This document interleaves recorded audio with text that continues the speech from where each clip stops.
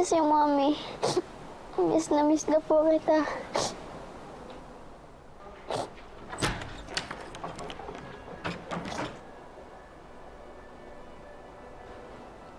O, ayan ha. Masarap yung hinanda akong pagkain. Kahit na buwisit kayo sa buhay ko, ay nagmamalasakit pa rin ako sa inyo. Miss Yvonne, kailan niyo po ba ako palalabasin dito? Eh, pag nagtino ka na. Miss Yvonne, ayoko na po dito. Takot na po ako eh. Eh, ganun talaga. Kailangan mong magdusa para malaman mo na ang pagtakas sa akin ay isang malaking kasalanan. Gusto ko na po makita si Ate Billy, Miss Yvonne. Madali naman akong kausap. Eh, basta tuloy-tuloy mo lang yung maayos mong pag-uugali. Baka naman. Pero ngayon, magtiis muna kayo. Kain ka na. Palakas ka. Malay mo, makita mo na siya. Sige na.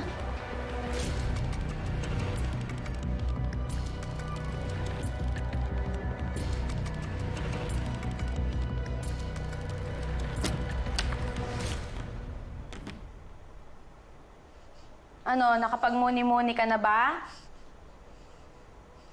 Napag-isipan mo na ba kung gaano katindi yung kasalanan niyo sa akin?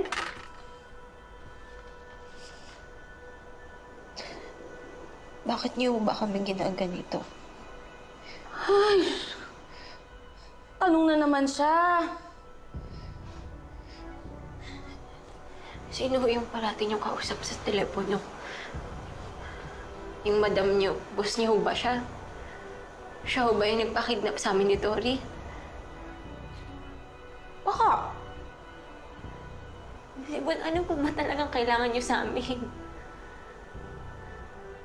Balang araw, makikita niyo din si Madam. Siya na mismo magsasabi sa inyo ng lahat.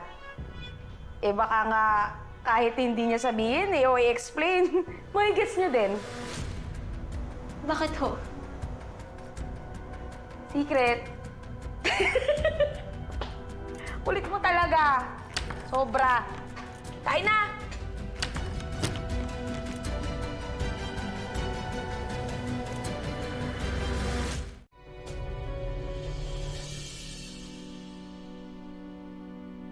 Mawalan niyo na ako. Mahalin ni Von. Sorry. Sorry.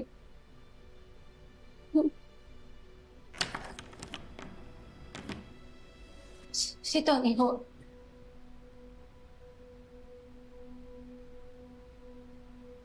Sorry.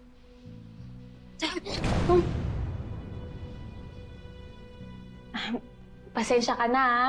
Eh, talagang si Danilo, mabigat talaga ang kamay. Ba't ka naman sumamakatingin? Dapat nga mag-thank you ka pa eh. Kasi tinapos ko na yung parusa nyo. Sana naman, madala na kayo. Hindi na kayo tatakas. Kasi sa totoo lang, nahihirapan din ako kapag napaparusahan ko kayo. Kaya please, last na to, ha? Miss Yvonne, paano ho kaya kung si Tori ho pakawalan niya na? Kahit si Tori lang ho, ako, ikulong niyo na lang ako dito. Aling Yvonne, Bilib. mayaman ho yung nanay ko, babayaran niyo Sorry, kayo. ha? Pero kahit gustuhin man namin kayong tulungan, hindi talaga pwede. Kasi kami naman yung mayayari sa amo namin. Kaya, ganito na lang, magpakabait kayo. Okay? Para maayos yung buhay nyo dito. Ganun lang kasimple. Para pag good girls kayo, hindi kayo mapapahamak. Pero pag pasaway kayo, eh talagang mapipilitan kaming bigyan kayo ng leksyon. Huwag natin paabutin dun, ha?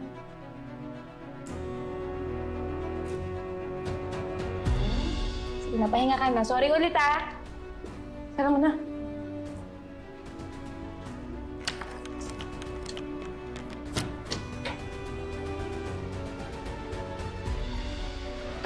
Bakit? Bakit? Masakit?